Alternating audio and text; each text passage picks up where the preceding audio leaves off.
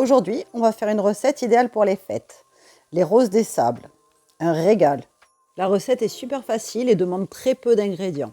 On va avoir besoin de 250 g de pétales de maïs nature, d'une tablette de chocolat noir spécial dessert et de graisse végétale de coco. Dans un saladier, je vais couper le chocolat noir en petits carrés.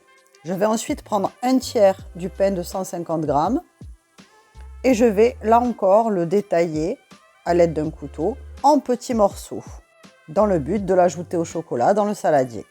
Prenez garde à ne pas vous couper lors de l'opération parce que la graisse végétale est parfois un petit peu dure.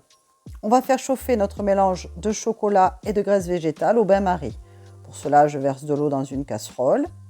Je ne mets pas le feu très fort car il est important que la graisse végétale et le chocolat chauffent tout doucement.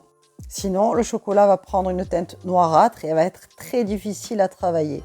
Et une rose des sables serait ratée. Alors attention à cette étape. Remuez bien jusqu'à obtenir un mélange lisse et homogène.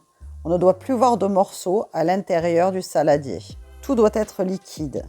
On va prendre un plus grand saladier et verser nos pétales de maïs à l'intérieur. Ensuite, on les couvre avec notre mélange de chocolat et de graisse végétale. On va mélanger jusqu'à ce que chaque pétale soit bien imprégné.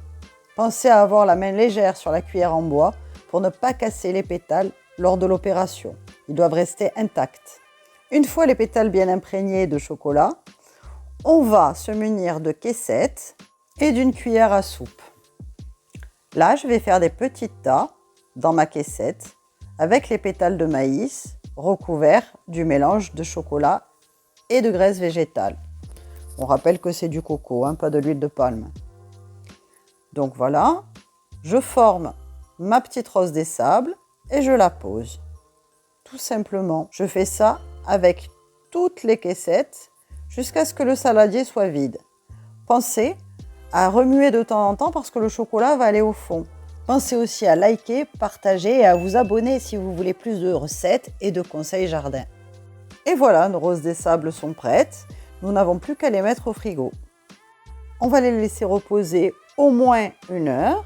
Ainsi, la graisse végétale et le chocolat vont se solidifier et vous obtiendrez des roses des sables compactes qui ne se casseront pas. Ces roses des sables sont délicieuses avec un café et vous pouvez les offrir.